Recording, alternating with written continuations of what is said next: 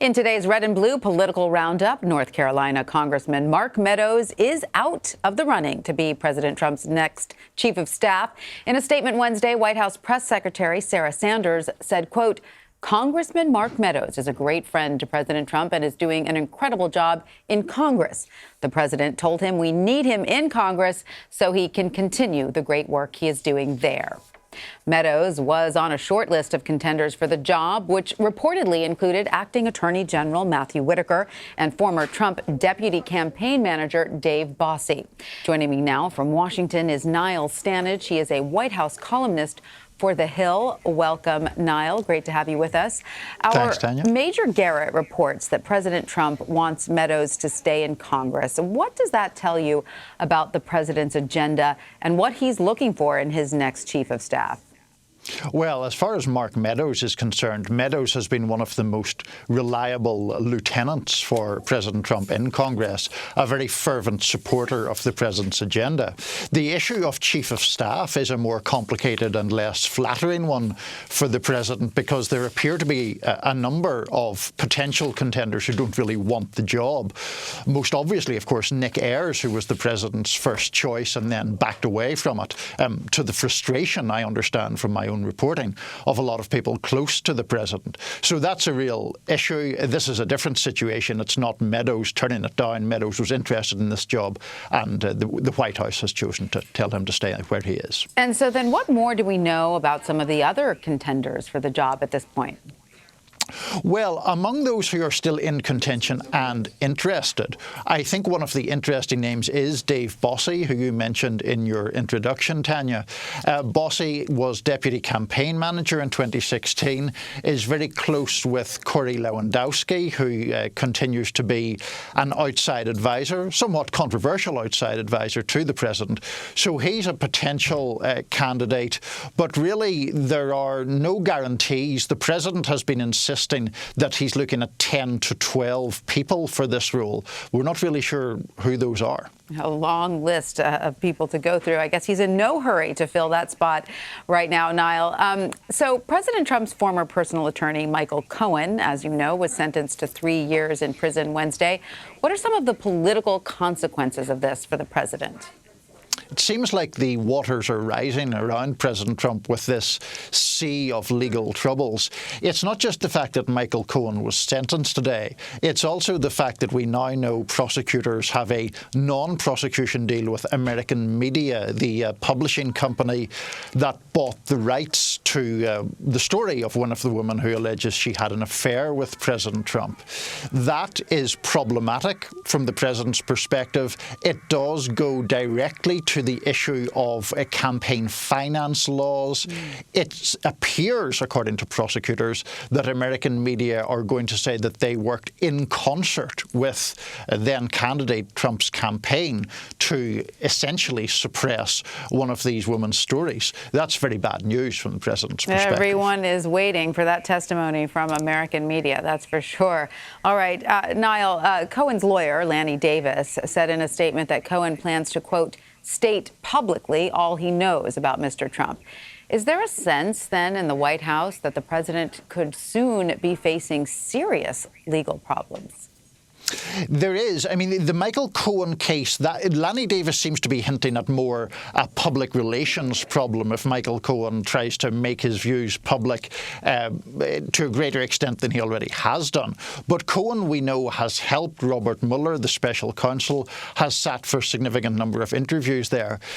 Given Michael Cohen's history with Donald Trump, a history that stretches back more than a decade, that has to be a matter of deep concern for the White House. And in fact, ever since Mr. Cohen's home and offices were raided back in April, we've seen the president react with an uncharacteristic level of fury, even by his standards, to any developments regarding Mr. Cohen. Niall, President Trump is continuing his push for border security. After Tuesday's Oval Office meeting with Minority Leader Nancy Pelosi and Senate Minority Leader Chuck Schumer, which was a very, very interesting and animated meeting, where the president said he would be happy to shut down the government over border wall funding. What are some of the consequences for the president if this doesn't happen? Well, first, one consequence is I think you should get an award for diplomacy for describing that meeting as animated. That's a very mild way of putting it. But I think the President is clearly keen to serve his base by enacting this wall proposal. If he doesn't get it, he has said he would be proud to shut down the government. That was kind of the key soundbite from that meeting.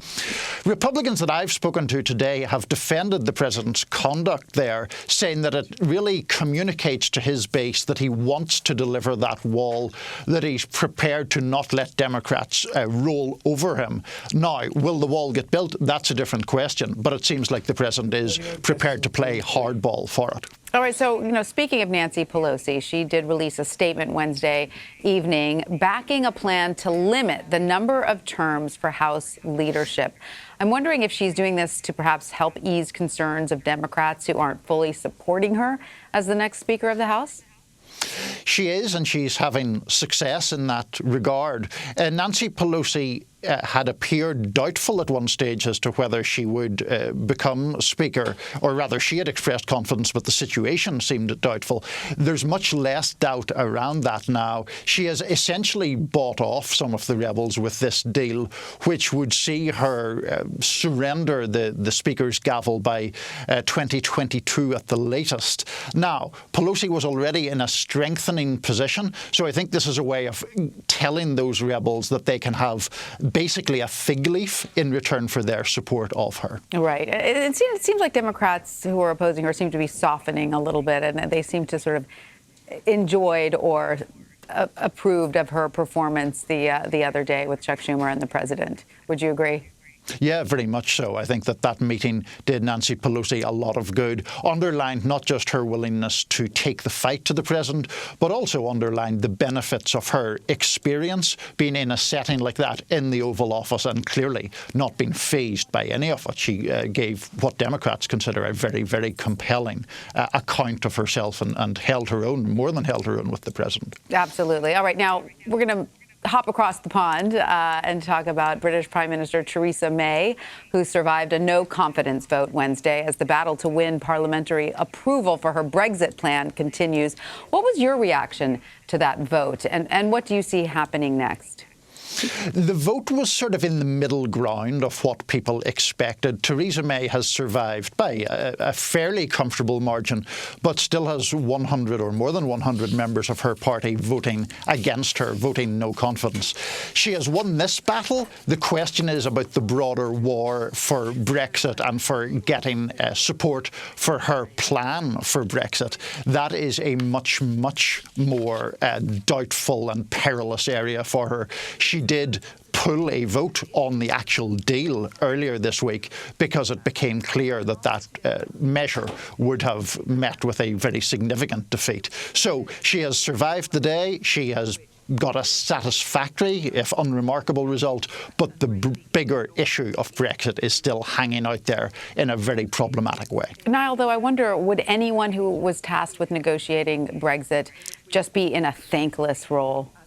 I think so, personally. I mean, it is an almost impossible situation for Theresa May, where on the one hand she has to follow the wishes of the electorate as expressed in the Brexit referendum, and at the same time negotiate with the European Union, and thirdly, try to get some sort of satisfactory deal on the border in my native part of the world, the border that separates Northern Ireland from the Republic of Ireland. Right. As you point out, an almost impossible task ahead of her. All right. Niall Stanage, thank you so much for your time.